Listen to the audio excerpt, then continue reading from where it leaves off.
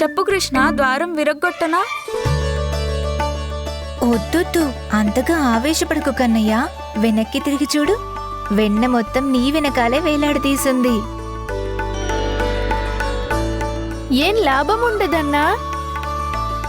వెన్నకుండా అదిగో అక్కడుంది.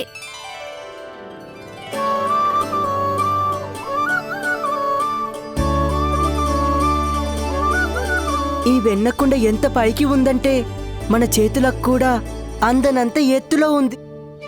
అంటే మనకి ఇంకా వెన్న దొరకదా?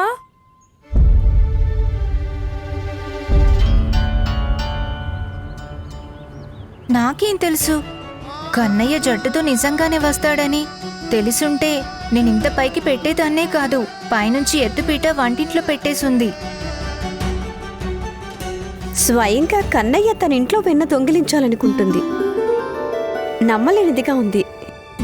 ఇదే కదా లీల అంటే. లీలాధరుడు శ్రీ బాలకృష్ణుని లీల. ఏదైనా ఉపాయం ఉందా కన్నయ్య? ఇంత పర్వతం లాంటి ఎత్తును మనం చేరుకోలేము.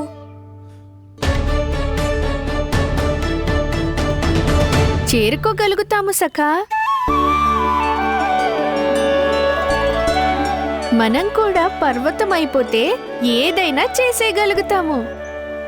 ఇంత చాతుర్యం తనకెక్కడి నుంచి వస్తుంది అసలు?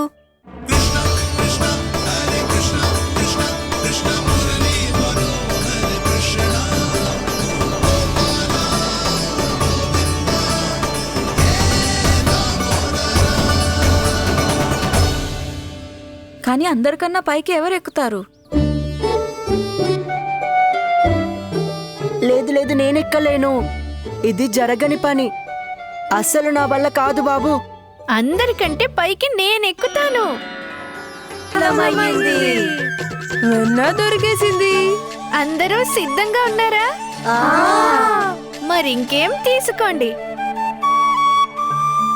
ఇప్పుడు తింటాడు నా వెన్న.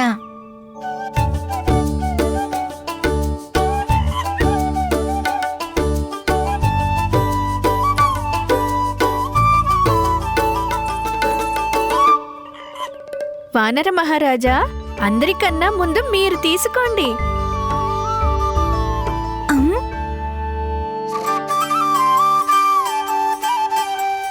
ఎవరికైతే ఎక్కువగా నోట్లో నీరూరుతుందో వారే ముందుగా వెన్న తినాలి.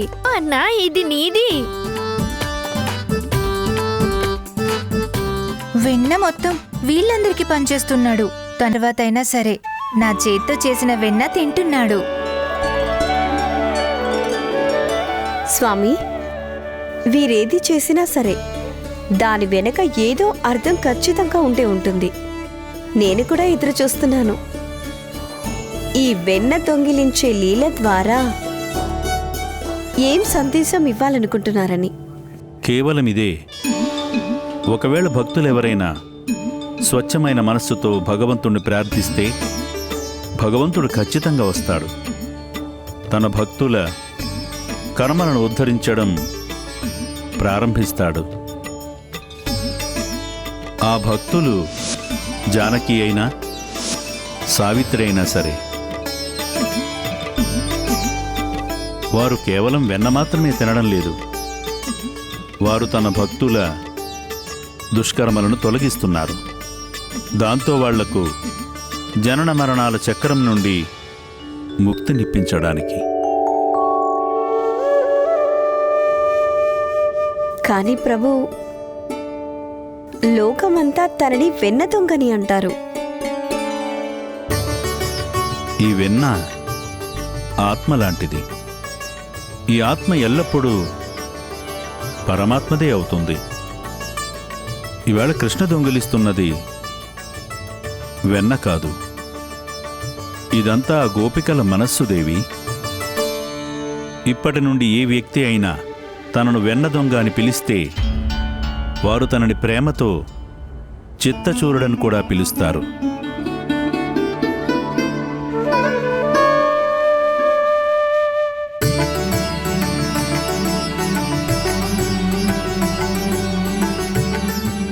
నిజం చెప్పారు ప్రభు. చిత్తచూరులే కదా తను. వారు కేవలం గోపికలవే కాదు, తన తల్లి మనస్సును కూడా దోచేశాడు. కన్నయ్య, చూడు కన్నయ్య, ఇక చాలు, బయటికి రా. కన్నా,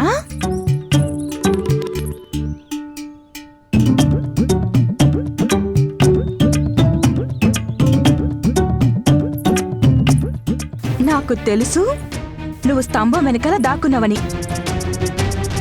బయటికి రా.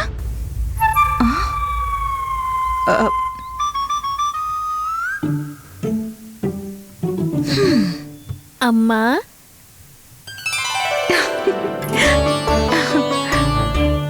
ఆగు కన్నయ్య.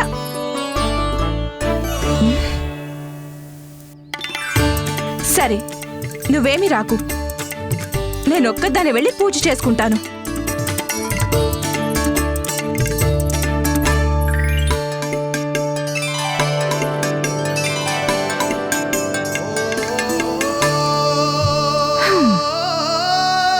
ఇదేరా, ముందు కూడా ఈ అమ్మని ఇలాగే విసిగించావు. తర్వాత ఈ అమాయకపు చిరునవ్వుతో నా మనసుని ఎప్పుడు దోచేసుకుంటావు.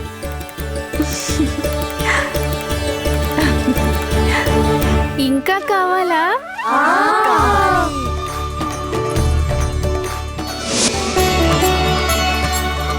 తను మళ్ళీ అందరికీ వెన్న పంచుతున్నాడు.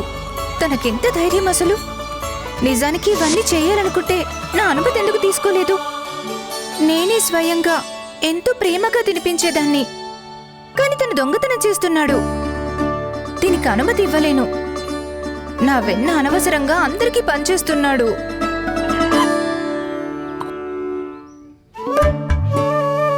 తీసుకో వానర రాజా, ఇంకొంచెం తినండి. స్నేహితులకి కాదు, తను వానరులకు కూడా పనిచేస్తున్నాడు.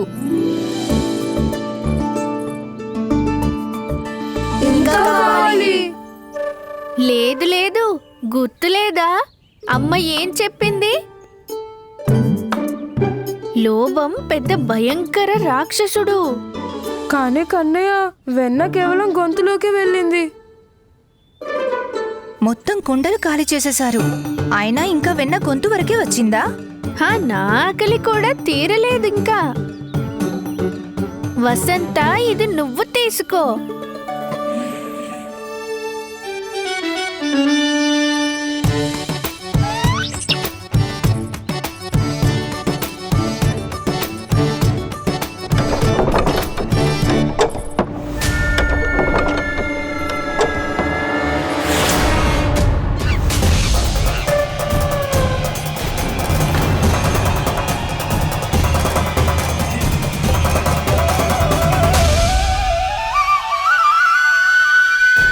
చెప్పాను కదా, లోభం పెద్ద భయంకర రాక్షసుడని.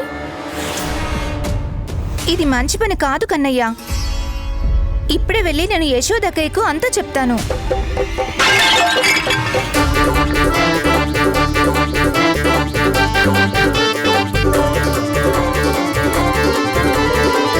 కానీ మీరే కదా చెప్పింది, మీరు ఎవరికి ఏమీ చెప్పనని, పైనుంచి సంతోషంతో ఉప్పొంగిపోతానని. జానకి స్థానంలో కన్నయ్య నా వెన్న తిని ఉంటే కనుక నేను ఎవ్వరికీ ఏమీ చెప్పేదాన్ని కాదు. పైనుంచి సంతోషంతో ఉప్పొంగిపోయేదాన్ని. నేనది మనసులో అనుకున్నాను, బయటికి అనేసానా?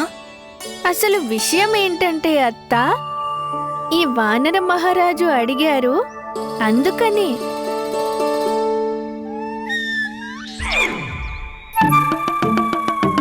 నిన్న నేను అమ్మలేకపోయింది ఎందుకంటే సంతకు వెళ్ళడానికి వాహనమే దొరకలేదు. కానీ ఇవాళ అమ్మడానికి వెన్న మిగల్లేదు. విచారపడకత్తమ్మా, రెండింతల కంటే అధికంగా లభిస్తుంది. ఆకలిగా ఉన్నవారి ఆకలి తీర్చి పుణ్యాన్ని సంపాదించుకున్నావు నువ్వు. కానీ అమ్మకు మాత్రం అస్సలేం చెప్పొద్దు.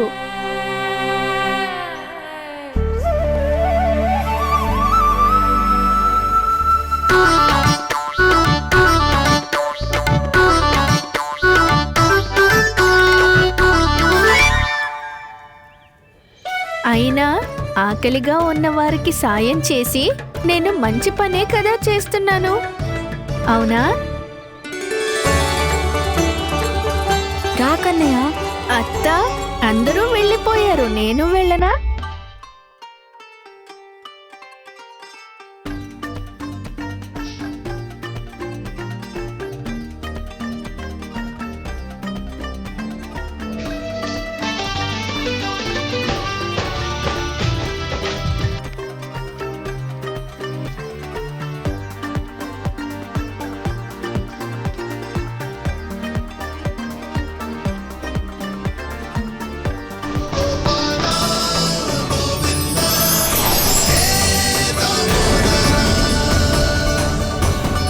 పారిపోయాడా?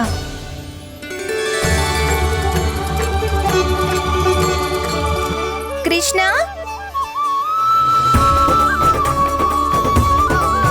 ఓ పక్క దొంగతనం చేసి పైనుంచి కన్నుగప్పి పారిపోతున్నావా?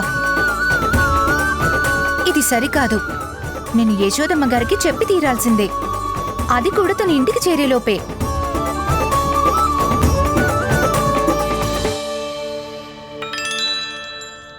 అరే, కొంగు లాగొద్దు, క్షణం ఆగిస్తాను. పూజ చేసుకోనివ్వు.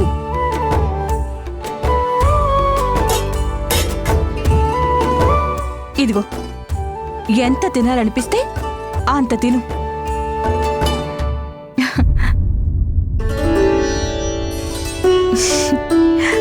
నిజంగా నేను పిచ్చిదాన్నైనా అయ్యుండాలి. లేకపోతే ఎక్కడ చూసినా కన్నయ్య కనిపిస్తుంటాడు. లేదా నా కన్నయ్య కొంచెం అధికంగానే ప్రత్యేకం. నా దగ్గర లేకపోయినా ఆ అనుక్షణం నాతోనే ఉన్నట్టు అనిపిస్తుంది.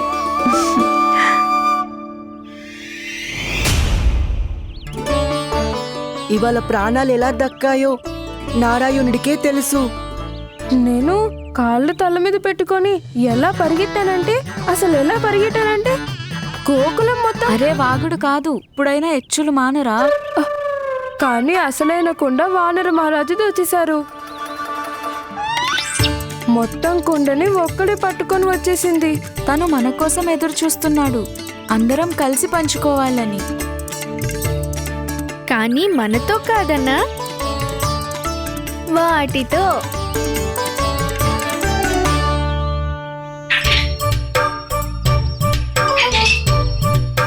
ఒక్కటి కాదు కన్నయ్య, అన్ని పశుపక్షాదుల ఆకలి తీరిపోతుంది. అందుకేనా నువ్వు సావిత్రి అత్తింటికి వెళ్ళింది, వెన్న దొంగలించడానికి. అత్త మన ఇంటికి అక్కడ చేరుకునే లోపే మనం అక్కడికి చేరుకోవాలి అన్నా. ఏదైనా కానీ ఆలస్యం మాత్రం కాకూడదు. సమయం మించిపోక ముందే మనం అర్థం చేసుకోవాల్సింది, లోపం మనిషి బుద్ధిని భ్రష్టు పట్టిస్తుంది. మనం అర్థం చేసుకుని ఆలోచించే శక్తిని